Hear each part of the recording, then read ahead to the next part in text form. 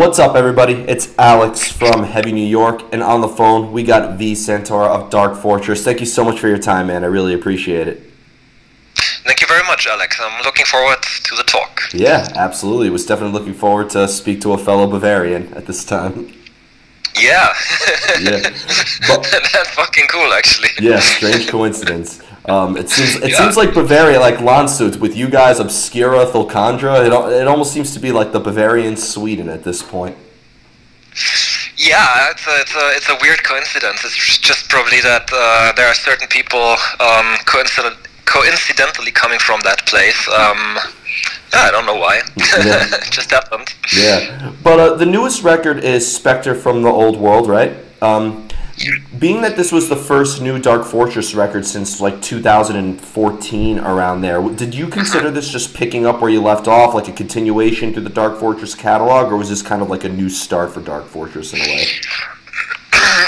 It's not really a new start. It was,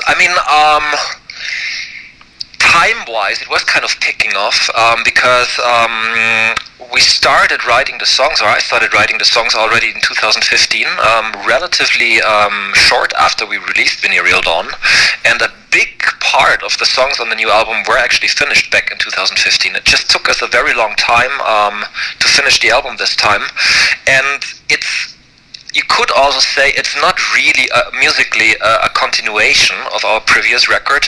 I think there's quite a contrast compared to Venereal Dawn, because I think the new record is generally way more compact and more aggressive again, and less proggy. Yeah. Well, yeah. Well, this could just me being, an avid listener of Dark Fortress, but I think if you were to, like, play me, like, a portion of a song, I could tell that this is off of, Tales from Eternal Dusk, or this is off of Yelm, or something like that. So I think it's fair to say that Dark Fortress has always kind of, in a way, taken a new approach to every album, right? Yeah, that is totally true. Yeah, I agree. Mm-hmm. We never repeated ourselves, but I also think that there's always a certain element that is clearly Dark Fortress, and I don't think we ever broke our style, but there's always a development from every album to the next. Yeah, well, could like each album almost be kind of like representative of who you and like the rest of the band were at that particular time, in a way?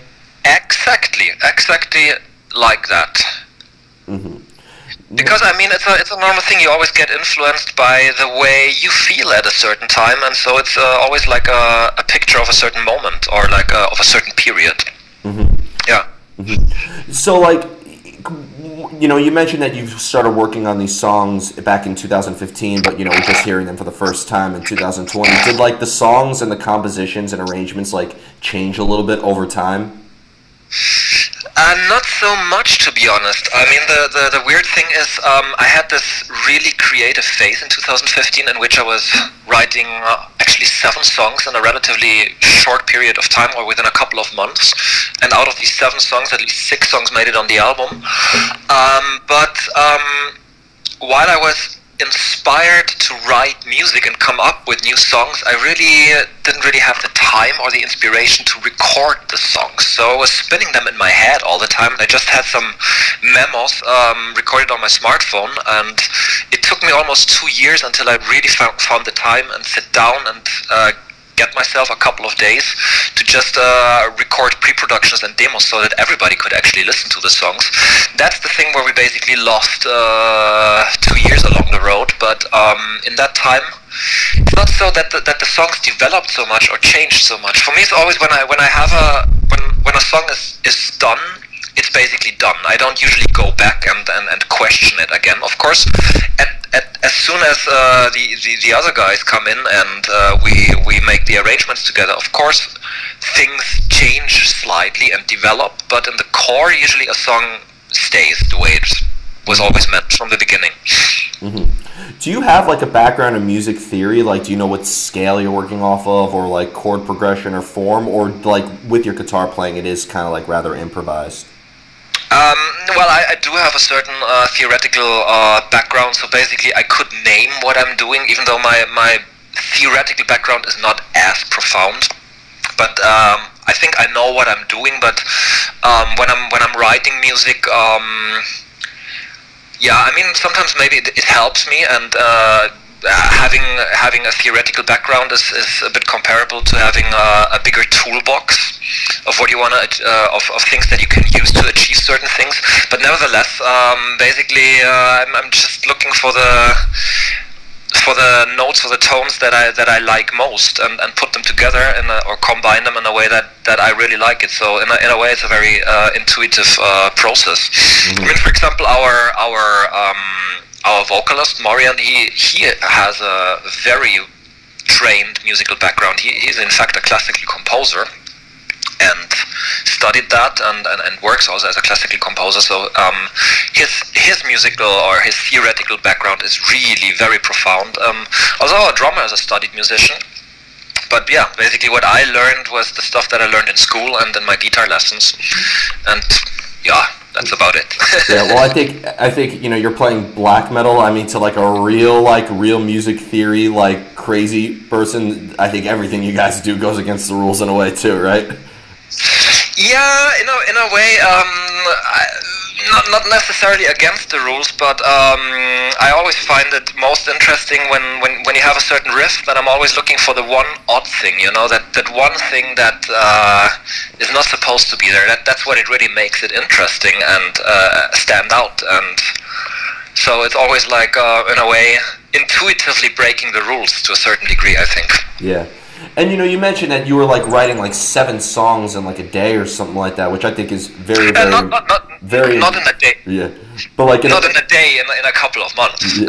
That's still fairly impressive to do. I'm sure that there's a lot of songwriters who are envious of that sort of ability. But like, in order to get inspired to write, do you kind of like need to put yourself in a certain like state of mind in order for inspiration to come, or does inspiration or an idea sometimes just come out of the blue? In that case, inspiration basically just came out of the blue, but it really helps not to have a lot of distractions. When you are busy every day and you have a lot of shit going on and a lot of on your mind and a full plate, then it's really counterproductive to write songs.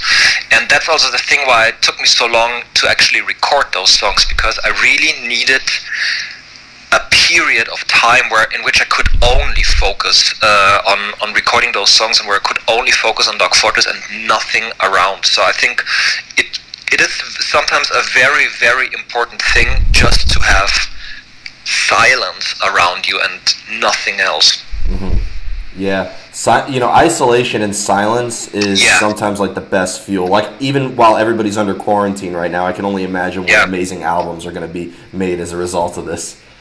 That could actually very well be, and the funny thing is that even I feel like writing music again, because I'm also pretty isolated and bored, to be honest, even though boredom is not really a good driving force or an inspiration, but the isolation definitely is, Yeah, definitely. Now, one thing I've always asked, I love asking artists in the style. I actually just interviewed Tulloch from Mayhem like 5 minutes before you.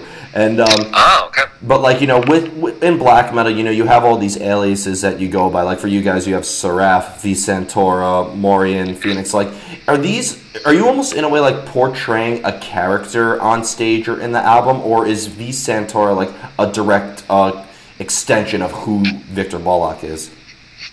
I think in my case it's part of me, but it's also a different aspect of my character. The thing is also the reason why I choose a stage name to begin with was plain simple, because, you know, I joined Dark Fortress in 2001, and it was just the band's image that people had a stage name or an alias. So I had to come up with something. So I was kind of forced to do that. So it came out of a necessity. But then I asked myself, okay, if I have to choose an alias, it should be something that I can connect myself with.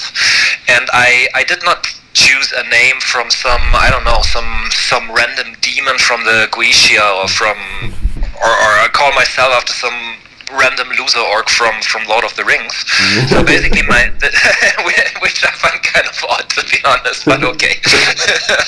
That was great. So basically Santura is basically was the maiden name of my grandmother. Oh.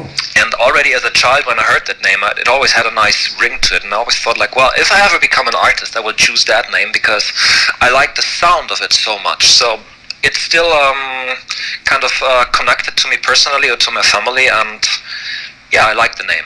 Yeah, wow, that's actually really beautiful. Because sometimes, you know, sometimes people go a little overboard. Like, I'm gonna call myself Satan, and there's like no mystery behind it. And like, I feel like you have a way of investing your personal aspect into it, and you know, also making a whole artistic entity come out of that. I mean, do you know a guy who actually calls himself Satan?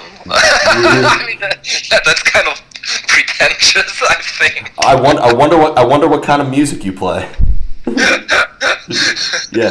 Now, as a lot of people know, you are a very prolific artist, you know, also playing with Triptykon and a bunch of other bands. Like, depending on, like, the project you're in, is it a different mind frame, or, like, is there maybe, like, a usual method behind the madness that applies to every project you're in? Maybe a different mind frame or mindset to a certain degree, but the thing is also I have different roles in the bands that I'm involved with. With Dark Fortress, I would say that I'm basically the main driving force behind the band. It's my main creative outlet. I'm not the only songwriter in Dark Fortress, but I'm the main songwriter. Mm-hmm. And for example, in Triptykon, it's clear that Tom is the main songwriter. I also contribute to the band, and I also do have a certain maybe important role. I'm not the one to judge that, but nevertheless, in Triptykon, I'm not the mastermind. I'm just a band mate, you know. Mm-hmm. And with Dark Fortress, it's just a different role, and that's probably the main difference. Even though I love playing with both bands a lot, and with Triptykon I especially love the heaviness that we have on stage and the vibe that I get from that. That's really, really rewarding. Yeah, definitely. And I'd imagine that playing with different projects allows you to kind of like either approach the other one with a breath of fresh air or even bring in some newer ideas as well, right? Yeah, totally. Yeah. And I have two more questions for you. One thing I was really curious about is when you're playing live, because I've always said it's one thing to be a songwriter, but it's another thing to play live, and vice versa. Some people are great at playing live, but just can't get the ideas out. For you, is there maybe a similar art to playing live as there is songwriting, or do you have to completely change up like the game? I mean, basically, songwriting and playing live are two entirely different things, and as you said, you can be good at the one thing and suck at the other, and it's really completely two different disciplines, playing live and writing songs, because writing song is an entirely creative process, and playing live is not creative. It's just practicing your stuff and then bring it on a stage and play it as good as possible. But I would say that my approach to playing in the studio and to playing live is relatively similar, because I try to play my stuff live as if I was in the studio, so that I play live in a way that I could theoretically use my live take on a record and not be ashamed of it. Of course, there's always a certain degree of unperfection live that you can never get rid of, but nevertheless I try to play as and practice that I can play as good as possible live. That's one thing that is very important to me, to have that kind of precision. Yeah, absolutely. I feel like it's almost kind of like when you're I feel like even if, no matter how much you practice in the studio or in a practice space or something like that, in the end there's crowd interaction. You know, you're obviously, there's a certain choreography that you bring on stage that almost is like you never know what to expect with every show. And especially you have to live with the monitor system. So while when you are in the studio you can just make the perfect playback sound for you that you can hear. I need to hear the drums very precisely, and I need to hear myself very precisely that I can play tight. If you don't have that live, if you don't really hear your own instrument very well, and all you hear is like instead of like the attacks of your picking, then you're limited. Then you can only be so tight, and it's probably always a bit sloppy, and it's really coming a lot down to the monitoring also. Absolutely. And the final question I wanted to ask you is, speaking to a fellow Bavarian, I've been to Straubing and all over southern Bavaria numerous times.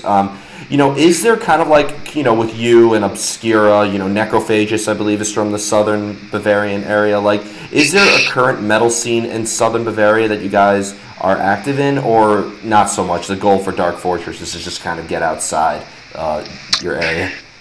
I don't know if it's really like an active music scene. The thing is also that Dark Fortress is spread over half Europe. There is only 2 people that basically live in Bavaria nowadays, because our drummer and our singer, they live in the Netherlands. Our keyboarder actually lives in Norway. Mm-hmm. And also with Obscura, it's kind of like Steffen is from the same city as me, but the new guitar player Raphael and the drummer, they are both from Austria, not super far away, and I don't know if I would really speak of a big scene here. I think it's just a coincidence that basically Steffen and me are from the same place. Yeah.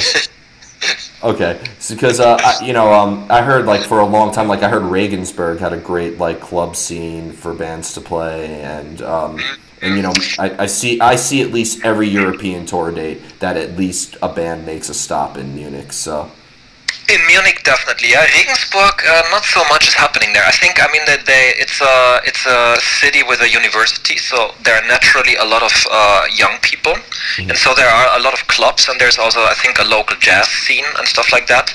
But not really a big metal scene, and also Regensburg is not a place where usually bands stop on tours. It's very rarely that there is a gig. Like most tours just come to Munich. Yeah. Obviously, because it's the one city in the southeast that is just is having more than 1 million inhabitants. So that's the place where usually everybody comes. Mm-hmm. I got you.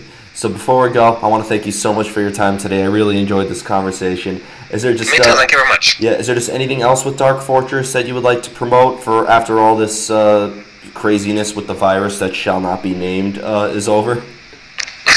Well, yeah, the thing is, the virus that shall not be named also kind of crossed our plans to come to the United States, because we were supposed to play at Maryland Death Fest at the end of May, so in 2 months from now.